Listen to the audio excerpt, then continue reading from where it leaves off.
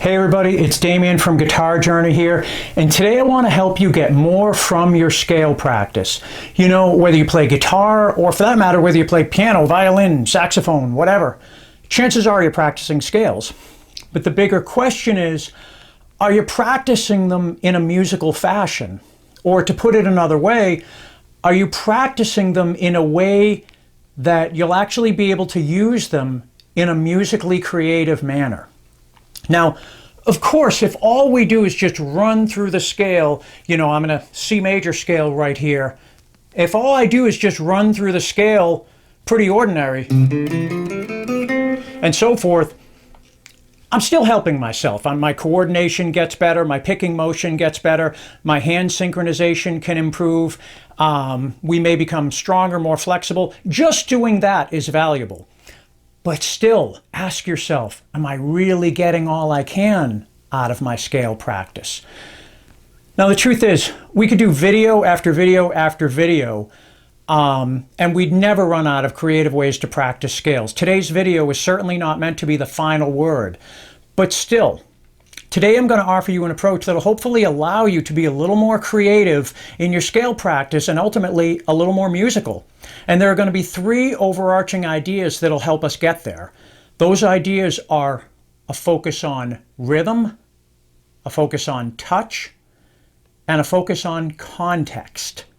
So let's get right to it. In terms of rhythm, chances are if you've been practicing your scales, you've run through maybe using quarter notes or maybe eighth notes to practice your scale. So for example, I take my C major scale once again, and I'm just going to play quarter notes, all downstrokes, and I'm just going 1, 2, 3, 4, 1, 2, 3, 4, 1, 2, 3, 4, and so on and so forth, okay? Just basic quarter notes.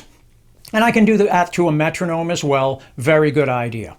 If I want to play eighth notes, I'm counting my eighth notes, 1 and 2 and 3 and. So I'll be going, same scale, 1 and 2 and 3 and 4 and 1 and 2 and 3 and 4 and 1 and 2 and so on and so forth. And I'm alternate picking as I do that. Downstroke on the 1, 2, 3, 4, upstroke on the ands, 1 and 2 and 3 and, down and down and down up, down up, down up, down up. Okay, and that's great. And it's very, very necessary that we at least start that way. But if we want to liven things up a little bit, we need to add some variety. So first, maybe I'll just take my eighth notes, and instead of playing them like straight time eighth notes, 1 and 2 and 3, and I'm going to play with a swing feel, 1 and 2 and 3. So my same scale is going to sound like,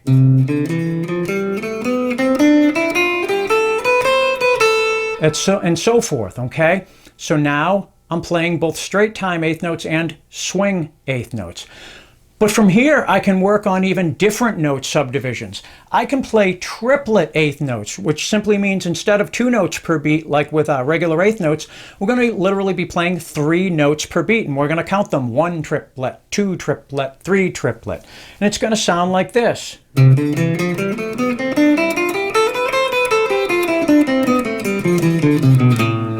Okay? 1 triplet, 2 triplet, 3 triplet. Still alternate picking, by the way. Or I can work 16th notes, where I'm playing 4 notes per beat. We count 16th notes by saying 1 E and a, 2 E and a. Again, 4 notes per beat, so I go 1 E and a, 2 E and a, 3 E and a, 4 E and a. Okay? 16th notes like that, 4 notes per beat. From there, things can get really interesting. I can get into varying my note groupings in different ways. So for example, how about an eighth note followed by 2 16th notes? We would count that as 1 and a, 2 and a, 3 and a. So I could do it like this, all 3 notes on the same pitch, 1 and a, 2 and a, 3 and a, 4 and a, 1 and a, 2 and a, 3 and a, 4 and a. Okay? Or I could, maybe when I'm coming back, I can do those 3 notes, 1 and a, or 2 and a, spread across 3 different pitches in the scale. So 1 and a, 2 and a, 3 and a, 4 and a, 5 and a, 2 and a, 3. I almost said 5 there. We're not in 5/4. Dave Brubeck is not in the house. But in any event, you can see how that would be a much bigger challenge, okay? The point is to add an element of rhythmic variety to your scale practice, okay? Now, the second thing we're going to touch on today is this idea of touch.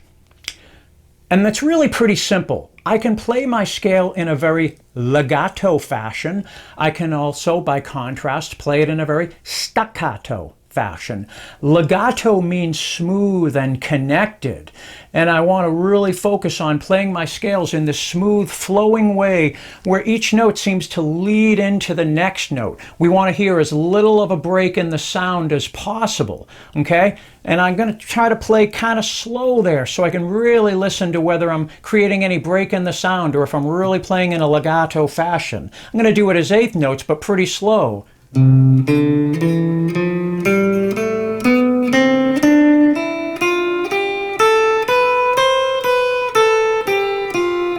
And that was pretty legato. And honestly, this is kind of my default setting anyways for scale practice. I believe that playing more legato leads to somewhat of a nicer tone in my opinion, okay? But I want to point out in my experience as a private instructor, some students who haven't developed the strength and the flexibility, the coordination, the hand synchronization, they actually struggle with playing legato. So it's worth working on, okay? Just a quick point, the trick is to hold each note until the last possible moment. You don't place the next finger until that last possible moment. I kind of call it like the baton pass, like in a relay race. You know, your fingers are exchanging position in a very smooth, coordinated manner. Like that, okay? Now, by contrast, I can play staccato, which is a very kind of choppy feel. The notes are very purposefully disconnected, and it's going to sound like this. I can maybe go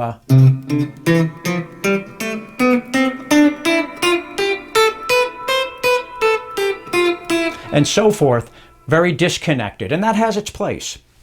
Now, the final aspect of touch I want to talk to you about is that I can blend hammer-ons and pull-offs with my picked notes. So maybe ascending the scale, I'm going to focus on hammer-ons, and I'm going to pick a note, pick another note, but then hammer on. Pick the next note, hammer on. Pick the next note, hammer on. Pick the next note, hammer on. Like that, okay? Similarly, coming back, I was pulling off, okay? Adding hammer-ons and pull-offs, blending them with your picked notes, okay? Legato, staccato, hammer-ons and pull-offs blended with your picked notes. And you just want that to be seamless. You want it to be smooth, okay? If we want to be able to play like that, we need to be able to practice our scales like that, okay? Now, the final idea is context, okay? Consider playing your scales in a given context. Earlier, I played my scales with both swing feel eighth notes and straight time eighth notes. I can do the very same thing, playing them to a backing track, and that's going to be very useful because I can hear the scale being articulated in a musical context, okay? I can hear how the notes of the scale will sound against a given chord sequence, okay? And what I'm going to do is I'm going to play with as much variety as possible with the backing tracks. I'm going to play straight time and swing eighth notes. I'm going to use the rhythmic variations we discussed earlier. I'm going to play legato. I'm going to play staccato. I'm going to pick a lot of notes, but I'm also going to hammer on and pull off different notes. And additionally, I'm going to play over both major keys and minor key chord progressions. Now, very, very quick side note, kind of a music theory alert here. Remember that to this point, all I've done is play out of this C major scale fingering, okay? But remember that C major and A minor are relative keys, so they have the same notes. So my C major scale can also be applied over an A minor backing track. But that being said, I'm also going to change keys, maybe go up to F major, the relative minor of which is D minor right here. Maybe I'll go to G major right here. Same scale fingering just to keep things simple, but you get the idea. We're changing scales, changing keys, and so forth, okay? Changing rhythmic feel as well, changing my physical attack, my physical touch, and there we are. Let's see how it goes, okay?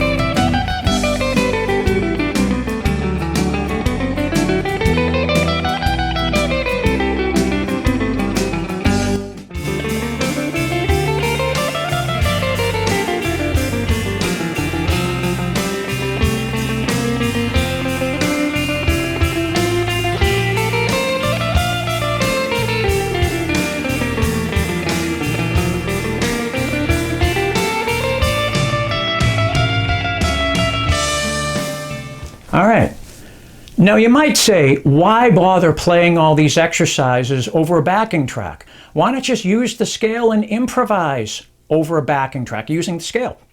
And of course, you definitely want to be doing that as well. But remember, when we're doing the exercises that I mentioned earlier, the rhythmic variety, the touch variety, and so forth, we're enhancing a lot of different attributes simultaneously. And we might not get all the focused work on those attributes if all we do is improvise over a backing track, play whatever we want to play. And another thing about that, by the way, when we do improvise over a backing track, we run the risk of falling into old patterns and just kind of repeating those same patterns, those same cliches, those same go-to licks. No matter how experienced a player you are, you always have a tendency to fall into a rut and start repeating yourself. It's just human nature. We're all guilty of it. Practicing with these different variations forces us not to rely on our old habits, our old patterns, our go-to licks, and so forth. So we end up expanding our melodic possibilities as a result. We end up finding new licks, new melodies.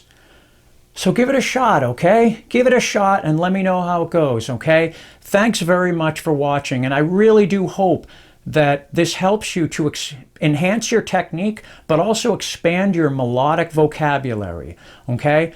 Ultimately, I hope it helps you to grow as a musician. That's what it's all about, right? And I have a lot of fun too. That's important too, right? There we are. As always, please hit the subscribe button. There's a lot of great content here, and there is new content coming all the time. So again, please subscribe. And also, please leave me a comment. I really do want to hear from you. I love it when you comment.